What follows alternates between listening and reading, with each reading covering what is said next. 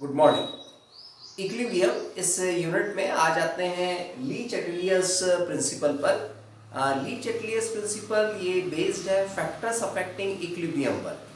मतलब इक्विलिब्रियम को डिस्टर्ब करने के जितने फैक्टर्स हैं उससे रिलेटेड ये प्रिंसिपल दिया गया है, जिसे बोला जाता है ली चैटलियस प्रिंसिपल। ली चैटलियस प्रिंसिपल का ये कहना है कि जो फैक्टर्स होते हैं जो इक्विलिब्रियम को डिस्टर्ब करते हैं, उनमें यदि हमने चेंज किया, पहले तो ये कंफर्म करें कि इक्विलिब्रियम को डिस्टर्ब करने वाले कौन कौन से फैक्टर्स हैं। तो मेनली उसमें 3 फैक्टर्स हैं। फर्स्ट फैक्टर है प्रेशर, सेकंड फैक्टर है टेम्परेचर एंड थर्ड फैक्टर है कॉन्सेंट्रेशन। ये जो 3 फैक्टर्स है, इन 3 फैक्टर्स में से किसी भी एक फैक्टर में यदि हमने चेंज कर दिया तो जो रिएक्शन है उसका डायरेक्शन क्या हो जाता है, चेंज हो जाता है और वो अपोजिट डायरेक्शन में शिफ्ट हो जाता है। अब अपोजिट डायरेक्शन में शिफ्ट होने से मीनिंग, सपोज करें हमने कोई एक केमिकल रिएक्शन ली है, A+B रिवर्सिबल साइन C। ये कोई एक केमिकल रिएक्शन है जो इक्विलिब्रियम में है। इस केमिकल रिएक्शन में मान लिया हमने A+B यहाँ पर प्रेशर में चेंज किया है। यहाँ जब हम प्रेशर में चेंज करेंगे तो उसका इफेक्ट हमें C की तरफ मिलेगा, मतलब जो रिएक्शन का डायरेक्शन वो C की तरफ शिफ्ट हो जाएगा। या हम ये बोले कि यदि मान लीजिए C में हमने किसी एक फैक्टर में चेंज किया है तो उसका इफेक्ट हमें अपोजिट डायरेक्शन में मिलेगा। कैसे, तो इसको समझने के लिए हम एक एक फैक्टर को क्लियर करते हुए चलते हैं। फर्स्ट फैक्टर है इफेक्ट ऑफ प्रेशर, कि प्रेशर का क्या इफेक्ट पड़ता है पर्टिकुलर रिएक्शंस में। प्रेशर को समझने के लिए हमने 3 अलग अलग कंडीशंस ली हैं। उन 3 अलग अलग कंडीशंस में पहली कंडीशन है delta Ng equals to negative. Delta Ng से मतलब है change in number of moles of gases. जो गैसेस के मोल्स है उसमें चेंज होना, मतलब प्रोडक्ट के मोल्स माइनस रिएक्टेंट के मोल्स करेंगे और उनकी वैल्यू यदि नेगेटिव आती है तो वो इस कैटेगरी को फॉलो करेंगे। सेकंड कैटेगरी होगी delta Ng equals to positive and third category होगी डेल्टा Ng इक्वल्स टू 0। तो पहले हम इस कैटेगरी पे आ रहे हैं delta Ng equals to negative पर। इस कैटेगरी से रिलेटेड एक हम एग्जांपल ले रहे हैं। एग्जांपल है हमारे पास N2 plus thrice H2 reversible sign twice NH3, और ये रिएक्शन इक्विलिब्रियम में है। इक्विलिब्रियम में है मतलब यहाँ एक पर्टिकुलर प्रेशर है और उस प्रेशर को हमने P से डिनोट किया, मतलब इस P प्रेशर पर ये पूरी की पूरी रिएक्शन इक्विलिब्रियम में है। फिजिकल स्टेट यदि हम कंफर्म करें सभी की, तो सभी की फिजिकल स्टेट गैस है और डेल्टा Ng की वैल्यू यदि हम कैलकुलेट करें तो प्रोडक्ट के मोल्स हैं 2 माइनस रिएक्टेंट के मोल्स हैं 3 + 1 4, सो 2 - 4 इट मींस -2 वैल्यू आएगी। -2 मतलब नेगेटिव वैल्यू आ रही, मतलब ये रिएक्शन इस कैटेगरी को फॉलो कर रही है। अब इस रिएक्शन को हम इमेजिन करते हैं एक वेसल में।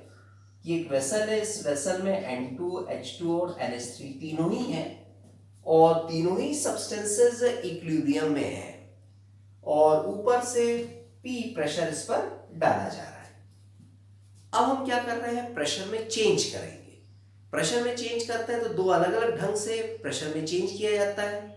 एक बार हम प्रेशर को बढ़ाएंगे और एक बार हम प्रेशर को घटाएंगे। अब किससे हम प्रेशर बढ़ाएंगे, जो इनिशियल प्रेशर हमारे पास है, मतलब इस P प्रेशर से एक बार हम प्रेशर बढ़ा लेंगे और इस P प्रेशर से एक बार हम प्रेशर घटा लेंगे। तो क्या क्या सिचुएशन बनेगी उसको अभी हम देखते हैं। मान लीजिए पहली बार हमने प्रेशर बढ़ा दिया 1 atm से, तो एक न्यू प्रेशर बन गया है P1। अब प्रेशर बढ़ाने की सिचुएशन कैसी होगी उसको हम इमेजिन करें।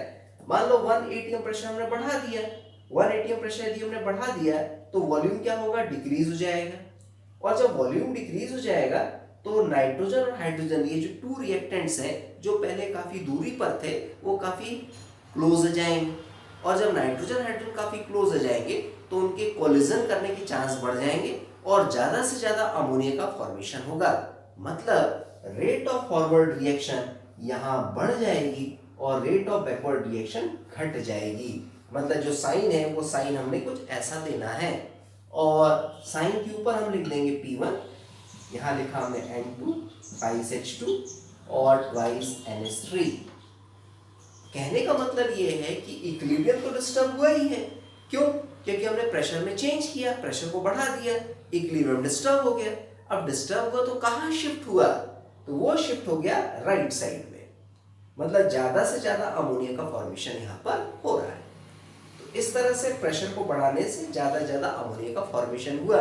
ये हमारे पास रिजल्ट आ गया। ठीक इसका उल्टा, इसका उल्टा से मतलब यदि हमने इस पी प्रेशर से 1 atm प्रेशर को घटा दिया है, डिक्रीज कर दे, तो एक नया प्रेशर हमें मिलेगा P2।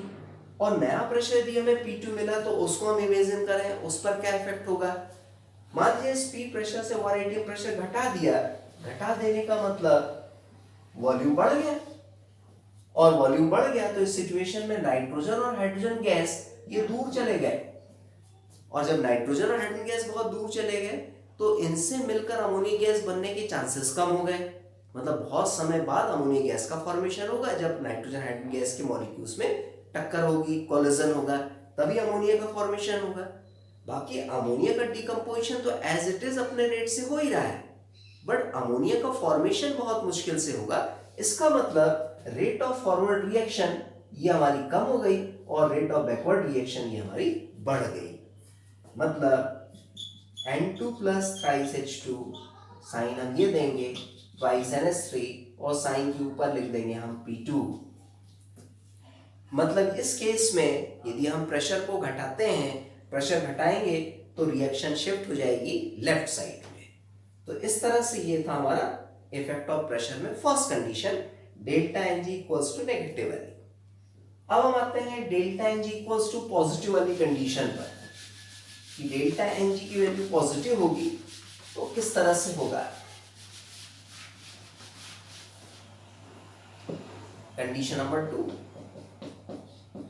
Delta Ng equals to positive. इससे रिलेटेड एक हम एग्जांपल ले लें। एग्जांपल है PCl5 फास्फोरस पेंटाक्लोराइड, रिवर्सिबल का साइन, ये डिकम्पोज हुआ फास्फोरस ट्राइक्लोराइड में एंड क्लोरीन गैस में।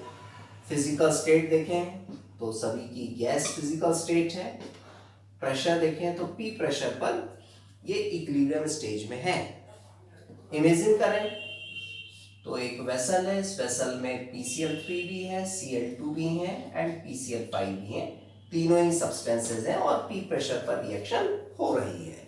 यानी P प्रेशर पर ये पूरी की पूरी रिएक्शन इक्विलिब्रियम में है। इक्विलिब्रियम का मतलब rate of forward and rate of backward equal हैं। यहाँ भी हम वैसे ही करें, प्रेशर में चेंज करें। प्रेशर में चेंज कैसे करेंगे? एक बार हम प्रेशर को बढ़ाएंगे और एक बार हम प्रेशर को घटाएंगे। किसके रिलेटिवली?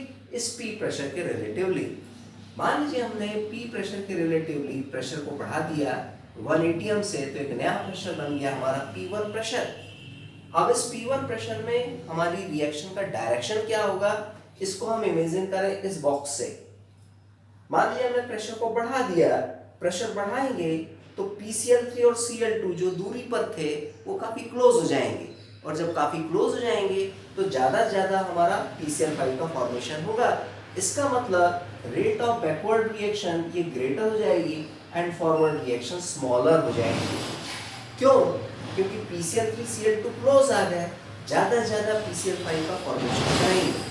कौन सी कंडीशन में? P1 प्रेशर पर। इस P1 प्रेशर में रेट ऑफ बैकवर्ड ग्रेटर हो गया रेट ऑफ फॉरवर्ड से, मतलब इक्विलिब्रियम शिफ्ट हो जाएगा left side.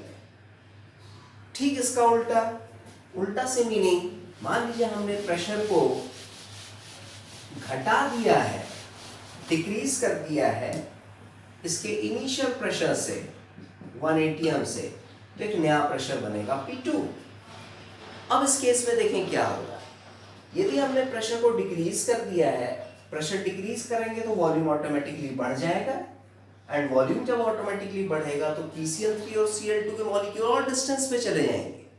PCl3 Cl2 molecule और डिस्टेंस पे चले जाएंगे तो बड़े मुश्किल से PCl5 का फॉर्मेशन होगा।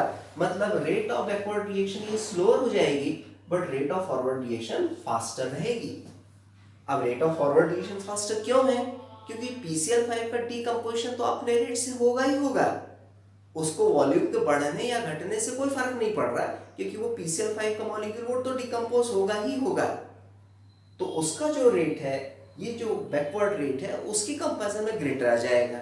मतलब P2 प्रेशर पर रेट ऑफ फॉरवर्ड रिएक्शन ये हमें ग्रेटर मिलेगा बैकवर्ड की कंपैरिजन में। मतलब रिएक्शन का डायरेक्शन राइट साइड में शिफ्ट हो गया। इस तरह से हम बता सकते हैं। ये था हमारा कंडीशन नंबर 2। अब हम आते हैं कंडीशन नंबर 3 पर। कंडीशन नंबर 3 में delta Ng equals to positive 0 ले लें। Third condition, delta Ng equals to 0। इस केस में क्या होगा, मतलब change in number of moles ये हमारा 0 है। कोई एक एग्जांपल ले लें इससे related. N2 plus O2, reversible sign, twice NO। Physical state confirm करें तो तीनों की हमारी गैसियस फिजिकल स्टेट है। क्या डेल्टा Ng की वैल्यू 0 आ रही है? 2 मोल्स प्रोडक्ट के हैं और 2 ही मोल्स रिएक्टेंट के हैं। 2 - 2 करेंगे, इट मींस वैल्यू 0 आ गई। इस टाइप की रिएक्शंस के लिए प्रेशर का कोई भी इफेक्ट नहीं होगा। प्रेशर का इफेक्ट क्यों नहीं होगा? क्योंकि दोनों ही साइड में नंबर ऑफ मोल्स इक्वल हैं। जब दोनों ही साइड में नंबर ऑफ मोल्स इक्वल रहेंगे, मतलब रिएक्टेंट के मोल्स और प्रोडक्ट के मोल्स यदि इक्वल हैं, तो उस केस में नो इफेक्ट ऑफ प्रेशर होगा।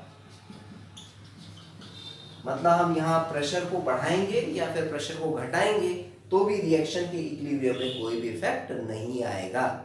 इस तरह से आपकी ये थर्ड कंडीशन है। तो ये था हमारा पहला फैक्टर इफेक्ट ऑफ प्रेशर का। अब हम आते हैं इफेक्ट ऑफ टेम्परेचर पर। जो सेकंड फैक्टर है हमारा ली-चैटलियर्स प्रिंसिपल का, इफेक्ट ऑफ टेम्परेचर।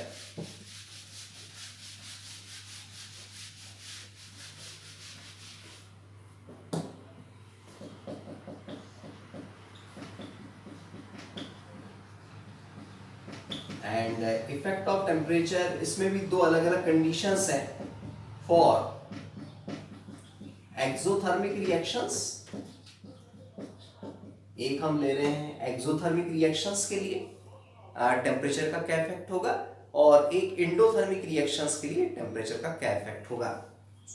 तो एक्सोथर्मिक रिएक्शन में एक हम एग्जांपल ले लें, N2 plus thrice H2, reversible sign, twice NH3, delta H equals to value minus 92.4 kilo joule mole inverse. इस तरह से ये वैल्यू आती है डेल्टा H की। नेगेटिव वैल्यू आ रही है। नेगेटिव वैल्यू का इंडिकेशन है कि यहाँ से एनर्जी का लिबरेशन हो रहा है, एनर्जी लिबरेट हो रही है, रिलीज हो रही है। मान लीजिए ये रिएक्शन T टेम्परेचर पर हो रही है, यानी T टेम्परेचर पर ये इक्विलिब्रियम में है। और इसको भी हम इमेजिन करें तो ये बॉक्स ले लें और इसमें N2, H2 और NH3 तीनों ही हैं, और ये तीनों ही T टेम्परेचर पर इक्विलिब्रियम में है। यहाँ भी हम टेम्परेचर में चेंज कर रहे हैं। चेंज करने का मतलब एक बार टेम्परेचर बढ़ाएंगे और एक बार टेम्परेचर घटाएंगे। मान लीजिए हमने टेम्परेचर को बढ़ा दिया है, 50 केल्विन से, तो एक नया टेम्परेचर मिल गया हमें T1 टेम्परेचर। अब जब हम टेम्परेचर को बढ़ाएंगे तो क्या होगा, कैसे उसको इमेजिन करें।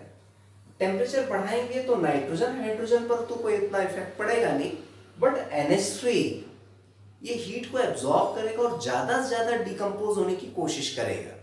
और जब ज़्यादा से ज़्यादा डिकम्पोज होगा तो अमोनिया ब्रेक होकर नाइट्रोजन हाइड्रोजन में कन्वर्ट होगा। इसका मीनिंग जो बैकवर्ड रिएक्शन है ये ग्रेटर हो जाएगी फॉरवर्ड रिएक्शन से। यानी टेम्परेचर यदि हम बढ़ाएंगे तो अमोनिया का डिकम्पोजिशन बढ़ जाएगा और फॉर्मेशन ऑफ अमोनिया ये कम हो जाएगा। क्यों? क्योंकि नाइट्रोजन हाइड्रोजन जैसे ही टेम्परेचर बढ़ेंगे तो और दूर पे चले जाएंगे, और दूर पे, क्योंकि उनकी भी काइनेटिक एनर्जी बढ़ेगी। तो और दूर पे जाने से क्या होगा, बहुत मुश्किल से क्या होगा, कोलिजन होगा, और मुश्किल से कोलिजन होने से अमोनिया का फॉर्मेशन कम हो जाएगा। ये हुआ ऑन इंक्रीजिंग टेम्परेचर का। अब यदि हम टेम्परेचर डिक्रीज कर दें, 50 केल्विन से टेम्परेचर डिक्रीज कर दिया, एक नया टेम्परेचर बन गया T2। टेम्परेचर डिक्रीज करने से अमोनिया का जो डिकम्पोजिशन है वो कम होगा। अमोनिया का जो डिकम्पोजिशन है वो कम हो जाएगा, और जब अमोनिया का डिकम्पोजिशन कम हो जाएगा तो N2 और H2 ये एज इट इज अमोनिया का फॉर्मेशन करेंगे। N2 और H2 एज इट इज जब अमोनिया का फॉर्मेशन करेंगे तो उनका जो रेट ऑफ रिएक्शन रहेगा वो ग्रेटर हो जाएगा अमोनिया के डिकम्पोजिशन के रेट से। मतलब अमोनिया का जो डिकम्पोजिशन का रेट है वो स्लोअर हो जाएगा, किसकी कंपैरिजन में? अमोनिया के फॉर्मेशन के रेट की कंपैरिजन में। मतलब हम डायरेक्शन कुछ ऐसा देंगे, N2 plus thrice H2 twice NH3।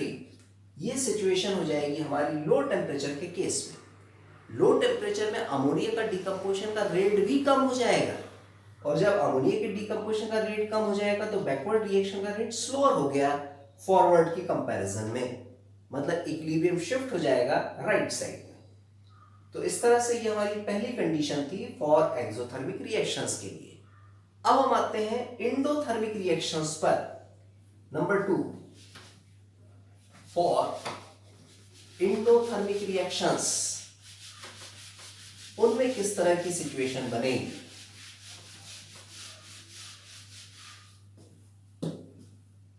Number 2, for endothermic reactions. Endothermic reactions कोई एग्जांपल लेके चले, N2 plus O2 reversible sign twice NO, और इस रिएक्शन के लिए डेल्टा H की वैल्यू है plus 180.7 kilo joule mole inverse.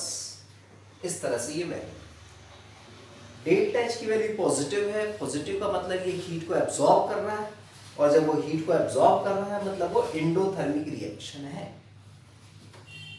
इसको भी हम इमेजिन करें, N2 O2 और NO ये हमारे पास है, इक्विलिब्रियम में है।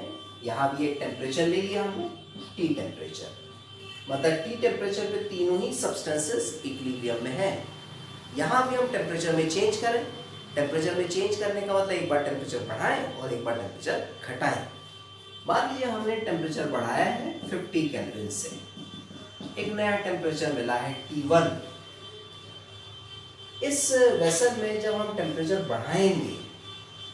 बढ़ाएंगे तो नाइट्रोजन और ऑक्सीजन गैस टेम्परेचर को एब्जॉर्ब करेगा, उस हीट को एब्जॉर्ब करेगा। क्योंकि रिएक्शन इंडोथर्मिक है, इंडोथर्मिक का मतलब ये हीट को एब्जॉर्ब करने वाली रिएक्शन है। मतलब जो रिएक्टेंट्स हैं वो कोशिश करते हैं ज़्यादा से ज़्यादा हीट को एब्जॉर्ब करने की। पहले वो T टेम्परेचर की हीट को एब्जॉर्ब कर रहे थे, अब T प्लस 50 केल्विन एक्स्ट्रा हमने दे दिए तो ज़्यादा हीट को एब्जॉर्ब करेंगे, और ज़्यादा हीट को एब्जॉर्ब करेंगे तो ज़्यादा से ज़्यादा प्रोडक्ट का फॉर्मेशन करेंगे, और जब ज़्यादा से ज़्यादा प्रोडक्ट का फॉर्मेशन करेंगे तो रेट ऑफ फॉरवर्ड बढ़ जाएगी रेट ऑफ बैकवर्ड की कंपैरिजन में। मतलब N2 प्लस O2 साइन हम इस तरह से देंगे, ट्वाइस NO का फॉर्मेशन होगा। मतलब ज़्यादा से ज़्यादा NO का फॉर्मेशन होगा कब? जब हम टेम्परेचर को बढ़ाएंगे तब। क्यों? क्योंकि रिएक्शन इंडोथर्मिक है। इंडोथर्मिक रिएक्शन में जितना ज़्यादा टेम्परेचर देंगे उतना ज़्यादा रिएक्टेंट्स को फायदा होगा, उतनी ज़्यादा वो हीट को क्या करेगा? एब्जॉर्ब करेगा। ठीक वैसे ही यदि हम टेम्परेचर को घटा दें 50 केल्विन से तो एक नया टेम्परेचर बनेगा T2 टेम्परेचर। इस केस में N2O2 और NO इनके बीच में क्या रिलेशन बनेगा? N2 और O2 ये पहले T टेम्परेचर को एब्जॉर्ब कर रहे थे, अब हमने उस T टेम्परेचर से भी टेम्परेचर को और कम कर दिया, तो ये कम हीट को एब्जॉर्ब करेंगे, और जब ये कम हीट को एब्जॉर्ब करेंगे तो कम NO का फॉर्मेशन करेंगे, तो जो रेट ऑफ फॉरवर्ड रिएक्शन ये स्लोअर हो जाएगी। बट जो NO है उसका डिकम्पोजिशन तो एज इट इज चलेगा। एज इट इज चलने का मतलब बैकवर्ड रिएक्शन का डायरेक्शन ये ज्यादा हो जाएगा फॉरवर्ड की कंपैरिजन में। मतलब इक्विलिब्रियम शिफ्ट हो जाएगा लेफ्ट साइड में। कब? जब हम टेम्परेचर को हटाएं तब। तो T2 की कंडीशन में इस तरह से हमें रिएक्शन मिलेगी, इक्विलिब्रियम शिफ्ट हो जाएगा लेफ्ट साइड। तो ये था हमारा इंडोथर्मिक रिएक्शंस के लिए इफेक्ट ऑफ टेम्परेचर। अब लास्ट फैक्टर पे आते हैं, इफेक्ट ऑफ कॉन्सेंट्रेशन पर, कि कॉन्सेंट्रेशन का क्या इफेक्ट होगा।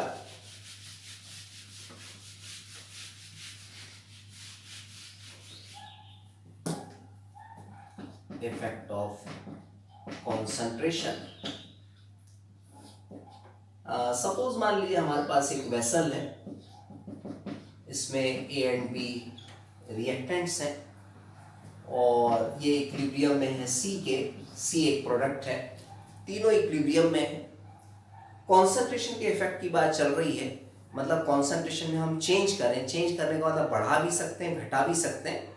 सपोज मान लीजिए हमने ए की कॉन्सेंट्रेशन बढ़ा दी, ए की कॉन्सेंट्रेशन हमने बढ़ा दी तो ज़्यादा से ज़्यादा ए मिल गए, और जब ज़्यादा से ज़्यादा ए मिलेंगे तो वो बी के साथ कोलिजन करेंगे, और बी के साथ कोलिजन करेंगे तो ज़्यादा से ज़्यादा सी का फॉर्मेशन करेंगे। कहने का मतलब ये है कि यदि हमने ए की कॉन्सेंट्रेशन बढ़ाई तो जो रिएक्शन का डायरेक्शन है वो फॉरवर्ड हो जाएगा, मतलब ज़्यादा से ज़्यादा क्वांटिटी में सी का फॉर्मेशन होगा। ठीक, इसका उल्टा यदि मान लीजिए हमने यहाँ पर सी का कॉन्सेंट्रेशन बढ़ा दिया तो सी का कॉन्सेंट्रेशन बढ़ाने से डीकम्पोजिशन बढ़ जाएगा सी का, जो ए और बी में कन्वर्ट होगा। यानी सी का कॉन्सेंट्रेशन बढ़ने से ज़्यादा से ज़्यादा क्वांटिटी में ए और बी का फॉर्मेशन होगा।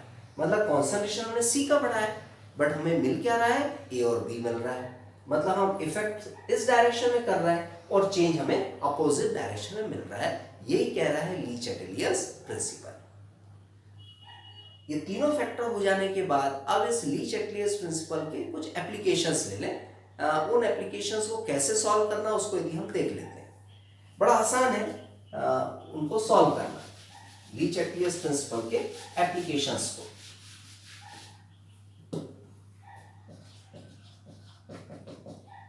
Applications of Le Chatelier's principle. Number 1, formation of ammonia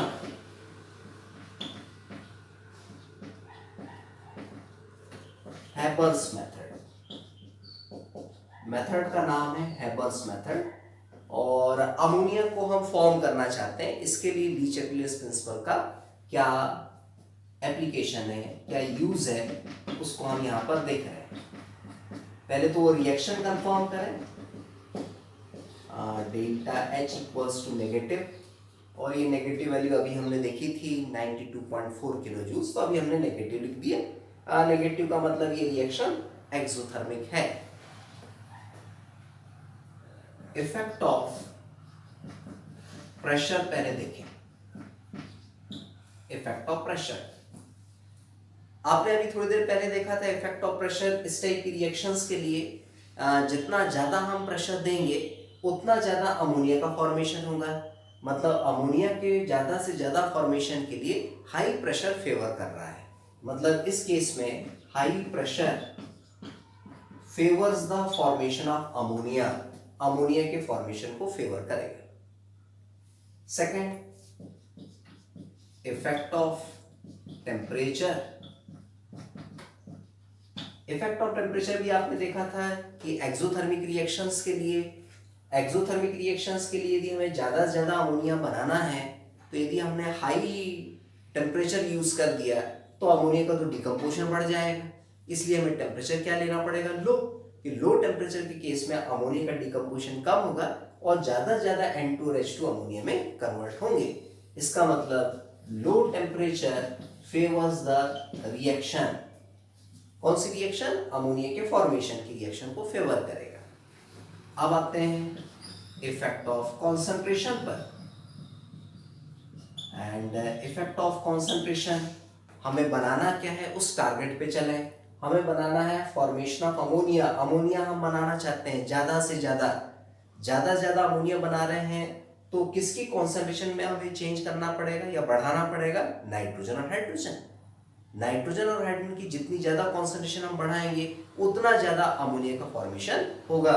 मतलब on increasing the concentration of N2 and H2, formation of NH3 becomes increases, यानी N2 और H2 का कॉन्सेंट्रेशन यदि हम बढ़ाएंगे तो ज्यादा ज्यादा हमें अमोनिया का प्रोडक्शन मिलेगा। तो ये था हमारा फर्स्ट एप्लीकेशन। आते हैं अब सेकंड एप्लीकेशन पर, formation of nitric oxide. Nitric oxide it means NO, इसका हमें फॉर्मेशन करना है और इसके लिए ली चैटलियस प्रिंसिपल का क्या यूज है। तो पहले तो रिएक्शन देखें, N2 plus O2 reversible sign twice NO and delta H equals to positive value, इसकी वैल्यू होती है पॉजिटिव। इस रिएक्शन के केस में चले तो पहले आते हैं इफेक्ट ऑफ प्रेशर पर, कि प्रेशर का क्या इफेक्ट होगा। प्रेशर का इफेक्ट देखने के लिए हम नंबर ऑफ मोल्स चेक करते हैं, प्रोडक्ट के मोल्स रिएक्टेंट के मोल्स इक्वल हैं, मतलब नो इफेक्ट ऑफ प्रेशर, सीधा लिख देंगे नो इफेक्ट ऑफ प्रेशर। फिर आएंगे हम इफेक्ट ऑफ टेम्परेचर पर, कि टेम्परेचर का क्या इफेक्ट होगा। रिएक्शन का टाइप देखें, पॉजिटिव है लिखा है डेल्टा एच, इसका मतलब इंडोथर्मिक है। इंडोथर्मिक का मतलब N2 और O2 ज्यादा हीट एब्जॉर्ब करने की टेंडेंसी रखता है, जितने ज्यादा हीट एब्जॉर्ब करेगा उतना ज्यादा NO का फॉर्मेशन होगा, मतलब high temperature favours the reaction, high temperature favour करेगा इस रिएक्शन को। फिर आएंगे इफेक्ट ऑफ कॉन्सेंट्रेशन पर, कि कॉन्सेंट्रेशन का क्या इफेक्ट होगा। हमें ज्यादा NO का फॉर्मेशन करना है, मतलब N2 और O2 का कॉन्सेंट्रेशन बढ़ाना पड़ेगा, मतलब concentration of N2 and O2 increases, ये हमें लेना होगा, तब जाके NO का प्रोडक्शन हमें ज्यादा मिलेगा। तो ये था हमारा सेकंड एप्लीकेशन। अब लास्ट एप्लीकेशन पर आते हैं, application number third, formation of sulphur trioxide. Sulphur trioxide का फॉर्मेशन किस तरह से होगा according to Le Chatelier's principle. Sulphur trioxide, और इस मेथड का नेम है कांटेक्ट प्रोसेस, या हम कांटेक्ट मेथड भी बोल सकते हैं। Sulphur dioxide and oxygen gas ये इक्विलिब्रियम में होते हैं सल्फर ट्राइऑक्साइड से। डेल्टा H की वैल्यू नेगेटिव आती है, मतलब ये एक्सोथर्मिक रिएक्शन है। इक्वेशन को हम बैलेंस करें, ट्वाइस एंड ट्वाइस ले लें, 2 sulphur balance, oxygen 4 and 2 6, 3 to the 6 equation balance. Delta Ng की वैल्यू हम कैलकुलेट कर लें तो 2 - 3 इट मीन्स -1, डेल्टा Ng की वैल्यू नेगेटिव आ गई। तो अब according to Le Chatelier's principal पहले आते हैं इफेक्ट ऑफ प्रेशर पर। इफेक्ट ऑफ प्रेशर, जब डेल्टा Ng की वैल्यू नेगेटिव आती है तो हाई प्रेशर फेवर करता है रिएक्शन को, यानी ज्यादा प्रोडक्ट का फॉर्मेशन होता है, मतलब लिखते हैं यहाँ हाई प्रेशर। फिर आते हैं इफेक्ट ऑफ टेम्परेचर पर, and effect of temperature reaction exothermic है, एक्सोथर्मिक रिएक्शन है, हाई टेम्परेचर देंगे तो SO3 ज्यादा डिकम्पोज होगा और हमें SO3 ही बनाना है, इसका डिकम्पोजिशन को कम करना है, इसका मतलब low temperature favours the reaction. और इफेक्ट ऑफ कॉन्सेंट्रेशन, पहले तो हमें ये देखना पड़ेगा कि हमें बनाना क्या है, हमें बनाना SO3 है, और SO3 किसकी मदद से बनेगा, SO2 और O2 की, यानी इनकी कॉन्सेंट्रेशन बढ़ानी पड़ेगी, यानी concentration of SO2 and O2 increases. इन लोगों की कॉन्सेंट्रेशन यदि हम बढ़ाएंगे तो ज्यादा से ज्यादा SO3 का फॉर्मेशन होगा। तो इस तरह से ये था हमारा ली चैटलियस प्रिंसिपल और उसके एप्लीकेशंस। Thank you.